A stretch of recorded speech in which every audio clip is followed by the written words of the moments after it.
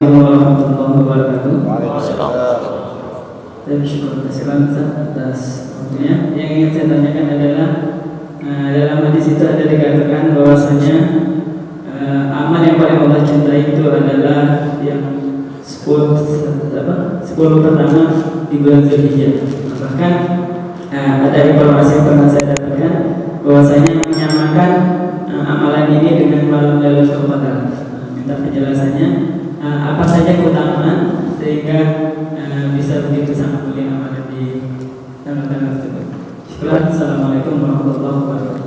Assalamualaikum warahmatullahi wabarakatuh. Yang pertama, keterangan terkait kemuliaan 10 hari termasuk malam pertama di bulan Dzulhijjah itu isyarat awalnya didapati di pembuka surah Al-Fajr, surah yang ke-89. Di ayat yang kedua tepatnya, wal fajr wa layalin ashr. Kemudian ada yang melengkapi dengan ayat ketiganya, wasyaf'i wal watar. Baik, alhamdulillah. Ini mendapat penafsiran dari sahabat Ibnu Abbas radhiyallahu taala anhuma ketika menyampaikan riwayat dari Nabi sallallahu alaihi wasallam bahwa Nabi satu kali pernah menyampaikan bahwa ma min ayyamin ahabbu ilallahi al-amalu salihu fiha ahabbu ilallahi min hadhil ayyamil ashri.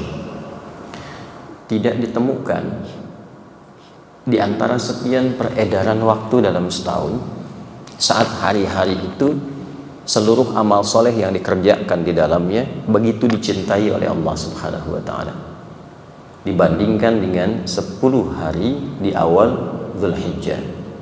Lalu sahabat mengonfirmasi, walal jihadu fi sabilillah.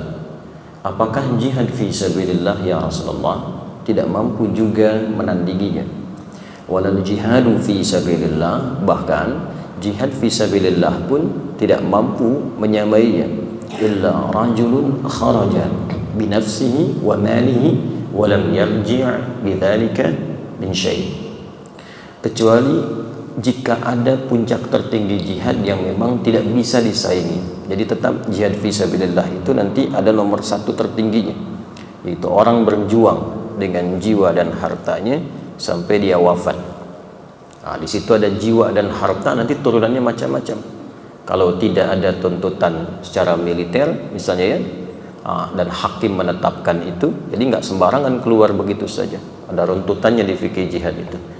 Nanti di bawahnya ada jihad bil qalam, dengan pengetahuan. Itu bisa setara antara jihad ya tuntutan militer dengan jihad pengetahuan. Ada ayat khusus di situ dengan turunnya Quran surah 9 At-Taubah di ayat 122. Wa ma kana al-mu'minuna liyanfiru kaffah falawla nafara min kulli firqatin minhum ta'ifah liyatafaqahu fid din wa liyunziru qaumahum idza raja'u ilaihim la'allahum yahdharun. Tidaklah setiap insan beriman itu mesti semua tergerak untuk berjuang secara militer sekalipun ada tuntutannya, tapi mesti dibagi. Mesti ada sebagian di antara mereka yang dipersiapkan menjadi kader-kader terbaik di negerinya, di bangsanya melalui pendalaman pengetahuan.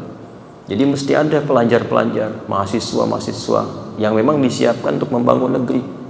Jadi kalau kita ngikut Quran itu spiritnya akan membantu kita untuk memakmurkan negeri kita. Tidak ada ahli Quran merusak ya.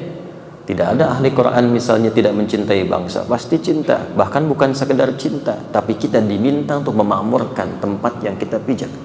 Waliyunziru qaumahum idza raja'u ilaihim. Kalau sudah selesai belajar, selesai kuliah, pakar di bidangnya, pulang kata Quran ke kampungnya, pulang ke negerinya. Orang Palembang pulang ke Palembang, bangun Palembang, ingatkan masyarakatnya, bangun negerinya, la'allahum yahdharun, supaya makmur, semua mendapatkan pencerahan yang serupa. Itu nilainya tinggi. Nah, saat masuk awal Dzulhijjah itu semua kualitas amal berubah. Semua kualitas amal berubah, naik status amalnya menjadi dicintai oleh Allah Subhanahu wa taala. Jadi setiap bulan waktu tertentu itu ada keutamaannya sendiri. 10 Dzulhijjah ini awal ya 1 sampai dengan 10 nggak bisa juga disamakan dengan Ramadan. Ramadan punya keistimewaannya sendiri, awal Dzulhijjah punya keistimewaannya sendiri. Misal, malam Al-Qadar itu adanya hanya di Ramadan. Tidak bisa ditemukan di malam-malam awal Dzulhijjah. Jadi tidak tepat kalau ada yang mengatakan bahwa di malam-malam Dzulhijjah pun nilainya seperti malam Al-Qadar. Tidak. Ya, berbeda, ada keutamaan sendiri. Karena itu malam Al-Qadar setahun cuma sekali saja. Tepatnya masuk di malam-malam atau satu malam di antara sekian malam Ramadan. Dalilnya Quran surah 97. Inna anzalnahu fi lailatul qadar. Wa ma adraka ma lailatul qadar. Lailatul qadri khairum min alfi syahr. Kapan itu terjadi? Tafsirnya nanti di Al-Baqarah, di antaranya di ayat 185. Syahrul Ramadan alladzi unzila fihil Quran. Yang dimaksud bulan Ramadan saja. Jadi kalau kita ingin petakan, kita dapati Ramadan bulan siam. Siamnya wajib sifatnya, nggak ditemukan lagi yang lain. Ramadan bulan Quran. Quran menjadi lebih mulia ketika ada di Ramadan. Makanya ketika orang datang masuk Ramadan, semakin tergerak menghafal Quran, membaca Quran, khataman Quran. Ramadan itu bulan infak. Karena itu saat Ramadan meningkat keinginan seseorang untuk infak. Kemudian lebih itu lagi Ramadan bulan meningkatkan sholat. Malamnya orang banyak isi dengan tarawih dan sebagainya. Itu Ramadan. Nah, 10 awal Dzulhijjah itu walayalin ashr. Ya? Baik itu ganjil atau genapnya. Jadi sama saja. 1 kan ganjil, 3 ganjil, kan? 5 ganjil. Atau genapnya 2, 4, 6. Itu awal Dzulhijjah tanggal 1 sampai 10 itu semua punya keutamaan. Semua punya kemuliaan, tidak peduli ganjil atau genapnya. Apa keutamaannya? Semua amal yang dikerjakan di awal Dzulhijjah itu statusnya naik menjadi amalan yang sangat dicintai oleh Allah Subhanahu wa taala. Artinya apa? Kalau Anda sholat dan sholatnya ikhlas, maka status itu naik sholatnya, bukan sekedar sholat, tapi sholat yang dicintai oleh Allah Subhanahu wa taala. Kalau Anda infak, bukan sekedar infak, tapi status infaknya dicintai oleh Allah Subhanahu wa taala. Kalau Anda baca Al-Qur'an, status bacaan Qur'annya naik tingkat menjadi dicintai oleh Allah Subhanahu wa taala. Kaidah cinta Allah ini begini. Quran surah ke-3 Ali Imran ayat ke-31. Qul in kuntum tuhibbunallaha fattabi'uni.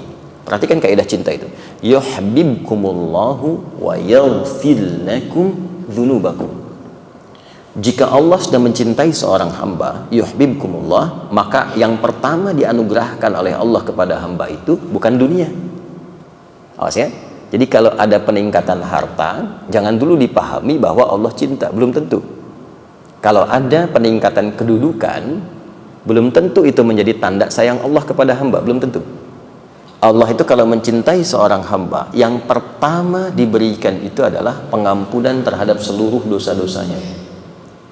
Wa yaghfir lakum dzunubakum. Jadi 10 awal Dzulhijjah itu potensial untuk bisa memohon ampunan Allah Subhanahu wa taala, sehingga siapa yang mampu bisa melewati itu, dosa-dosanya berpeluang digugurkan sekaligus hilang dosanya dan sekaligus datanglah cinta Allah kepadanya. Nanti kalau dosa sudah hilang, datang cinta, apa di antara dampak yang bisa diraih? Cepatnya pengabulan doa. Nanti ada orang-orang yang sangat dicintai Allah, dia belum meminta, Allah sudah kabulkan. Lisannya belum memohon, hatinya ada harapan, Allah sudah kabulkan.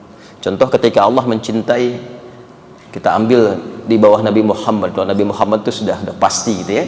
Beliau belum minta apa-apa, turun satu surah tentang jaminan surganya. Inna a'tainakal kautsar. Nabi Musa itu minta dulu, Rabbi syrahli sadri wa yassirli amri. Nabi Muhammad nggak minta, turun surah alam nashrah laka sadra. Turun lagi wa nuyassiruka lil yusra.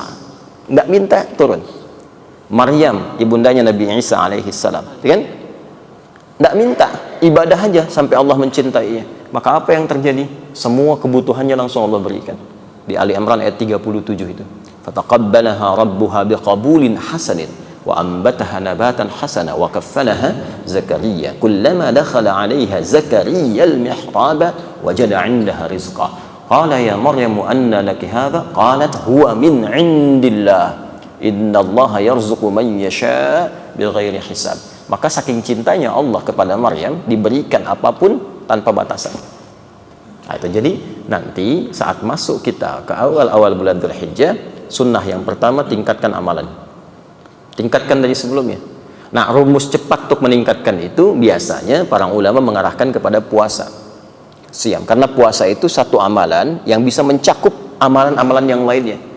Saat puasa itu salat sunnah pasti meningkat, bacaan Quran meningkat, infak meningkat. Jadi satu-satunya cara paling cepat kalau ingin mengerjakan ibadah yang lain ikut naik itu puasa. Karena itu disunnahkan puasa dari tanggal 1-nya, puncaknya sampai tanggal 9. Nah, untuk meraih maghfirah tadi, ampunan Allah, itu nanti intinya ada pada tanggal 9, seperti yang saya sampaikan tadi malam. Jadi puasa Arafah dilakukan bukan sekedar menahan lapar dan haus, tapi sambil istighfar, sambil muhasabah, sambil introspeksi diri. Itu yang dimaksudkan siyamu yaumi arafata tukaffiru sanatil madiyah wal baqiyah. Kalau benar puasa Arafah itu dikerjakan, dia introspeksi diri, dia muhasabah, berpotensi menggugurkan setidaknya 1 tahun dosa yang telah berlalu dan menjaga tidak berbuat dosa setahun ke depannya. Nah, itu yang dimaksudkan ya.